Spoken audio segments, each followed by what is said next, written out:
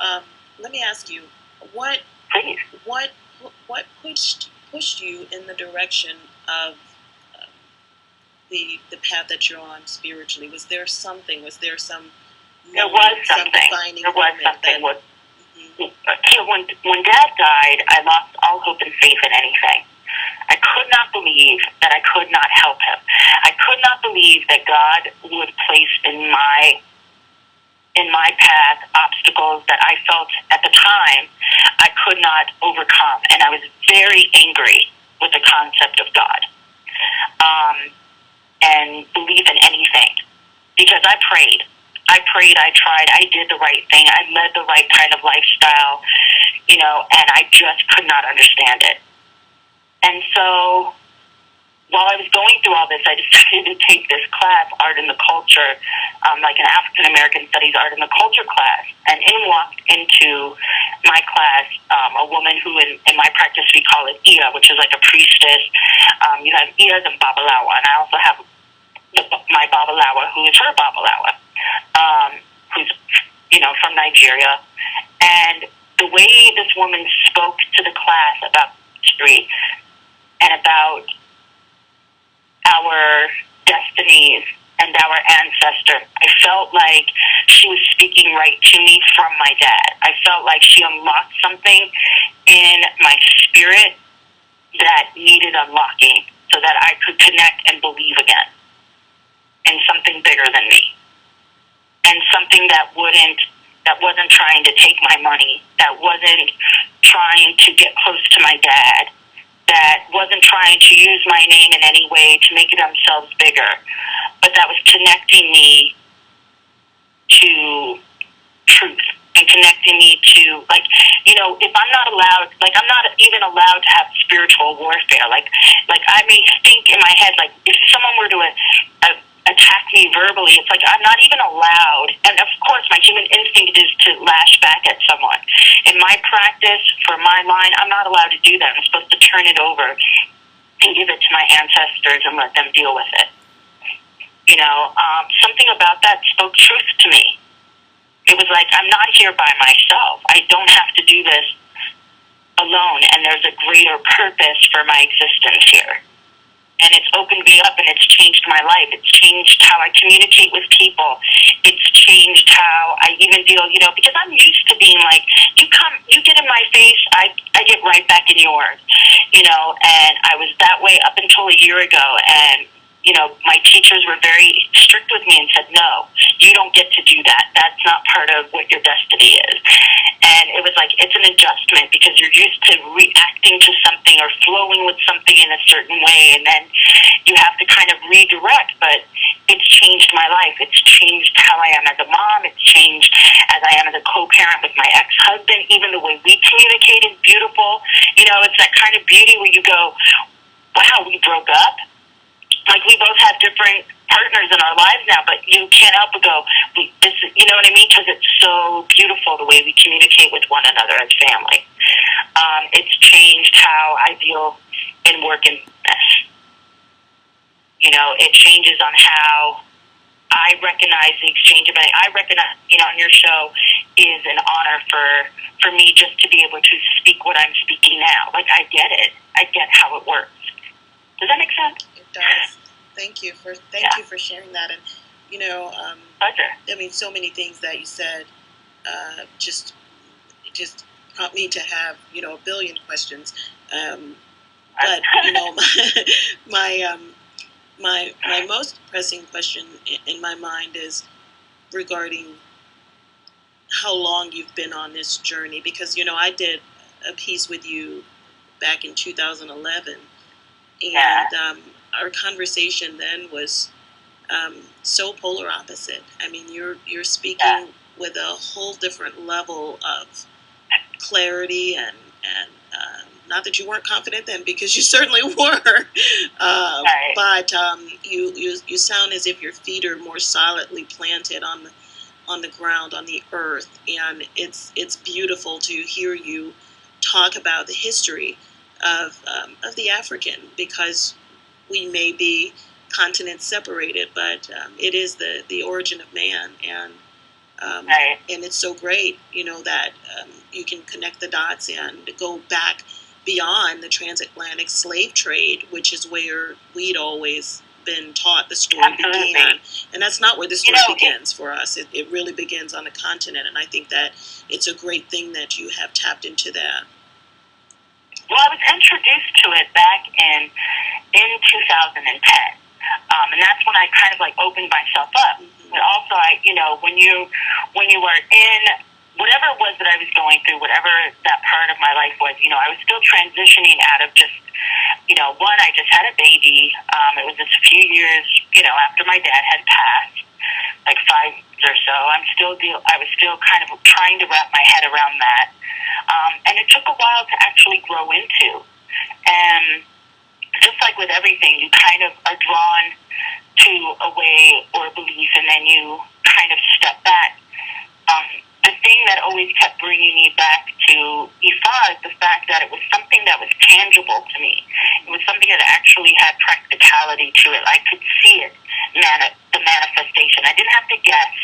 I didn't have to wait. I didn't have to be like, oh, if I believe, kind of thing. It either was or it wasn't. Very clear cut for me.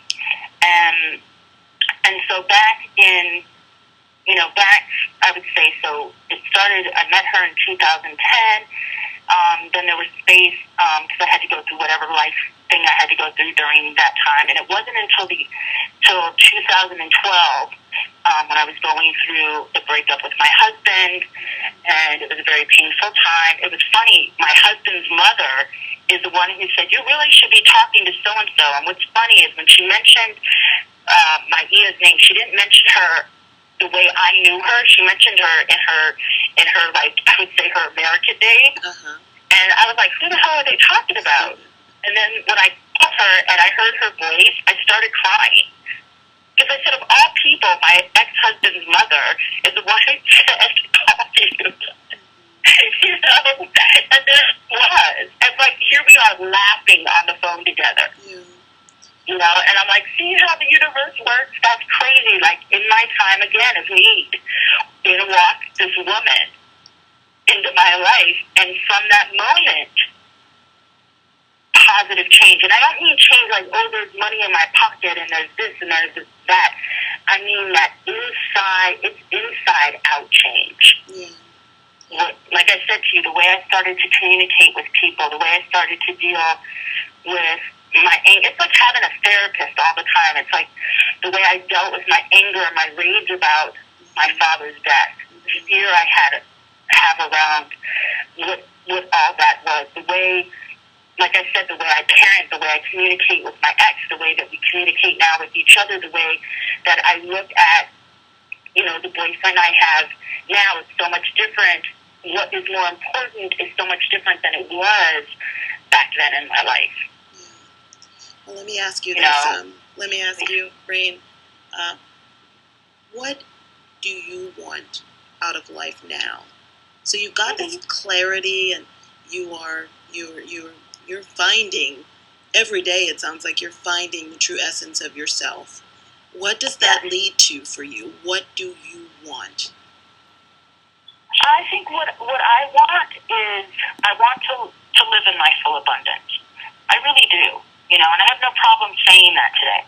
It's not just the inward manifestation, because I'm manifesting that. It's now I want the outward manifestation of my abundance. I want the projects that I've planned on doing to manifest and happen. I want those that I'm able to help to see them succeed. So it is. It's monetary. It's now all the outward things, because the inside has matched itself. So now it's time for the outward manifestation of my goals and my dreams and my visions to create themselves. So then, but I believe none of that obviously was able to happen until I reached the place that I'm at now. So then, what does the world look like as a result of your visions being realized? The world looks like a place where we are becoming more aware, where we're able and not afraid to truths, to speak our truths. And I don't mean, and when we say that, we can go, oh yeah, well, the bigot, the racist, they're speaking their truth. No, I'm talking about a real fundamental truth. It's like, why is it we believe the way that we believe? If we're going to talk spirituality, or even if we're going to talk religion, tell me tangibly what those things added have done tangibly, practically to your life, other than I just believe. Because anyone can believe anything. What's tangible? That's what I want to see. Is people start to talk about the tangible, way and why they believe the way that they believe, why they see the world, and having real discussions, and that there's a sense of serenity and understanding amongst people. I would love to see as a community, and when I say community, I am saying African American, Black. I want to see us establish ourselves as as divine, as productive, as abundant financially, as great parents, great fathers, great mothers, great grandparents, great community of service to each other. That is what I want to see based on what I am trying to do and put out into the world. And why? Yes. and why is that important to you? I understand what you want to see, and I understand why is that important. Why is it important to you? Because it is part of the ancestral destiny. It is part of my destiny. It is part of why I am here on this planet. It is part of why we are all here, is to manifest our divinity, to manifest our destinies. And until we know the truth about why we have been placed in positions we've been placed in our lives, we don't have control over our own lives. And when we can recognize who we inherently are on the planet, to manifest our abundance. And I can say in this with insurance that everything, if you take even Christianity that says, it's like you're a prosperous people, and it talks about this prosperity, and talks about, there's enough for everyone. But that comes from a place of knowing the real truth and the real key to the manifestation of that truth. And it's something that we all have to live. It's not just in the saying, it's all in the action and the doing. And so for me, that's the only way I know to describe it, Akia. That's it. And so is that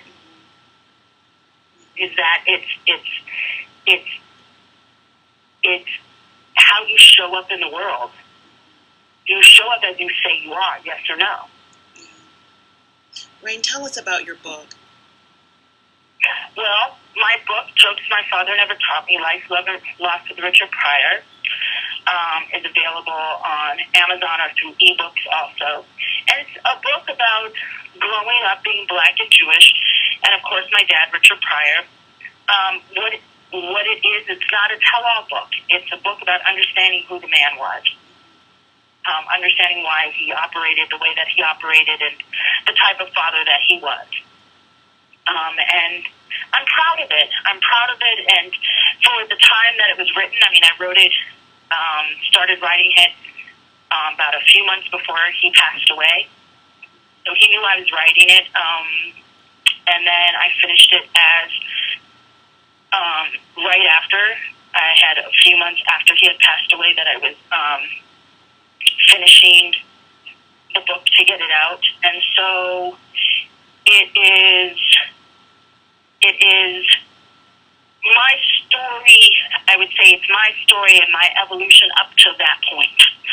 Yeah. I'm sure now there's a whole nother book because life has changed yet again. But at that time, and that's what it's about. Mm-hmm. What do you think? Yeah. What do you think, if you could, what do you think your father would want for you right now?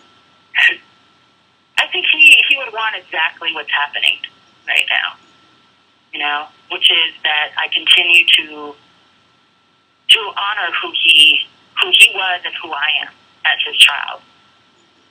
You know, that I keep uplifting my brothers and my sisters, and I mean my literal brothers and sisters. Yeah. You know, I think that's what he would want, and so I continue that. You know, it's our obligation, even if our parents in some way have done us a wrong. You know, it's our responsibility to honor them. It's our responsibility by our own actions to clean up that wrong.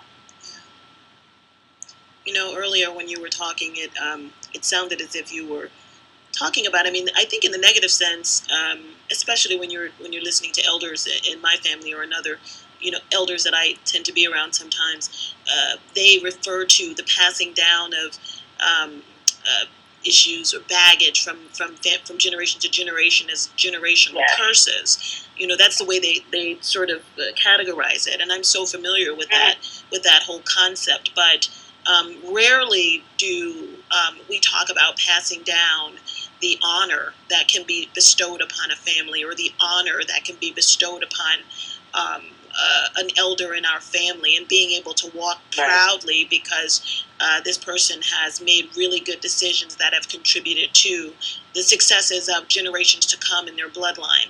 And so it sounded as if you were talking about both of those, and I think we've got some work to do in terms of helping people understand today that, you know, we say it all the time, what you do today will affect your tomorrow, but, you know, do we really, and are we really cognizant about how what we do today will affect our children and their children and their children? Well, and so I think that's the whole idea about, of what it is that I actually do and what is part of my purpose is to, and yours obviously, is to make us aware that we have a responsibility to those who come after us.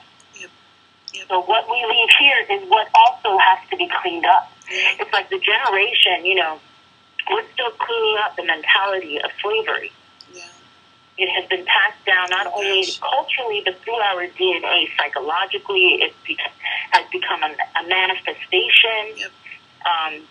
And so it's for this generation to wake up and take responsibility and to create the actions in the environment that change that for, again, those who come after us. And that, again, is then how we honor our ancestors. Yeah.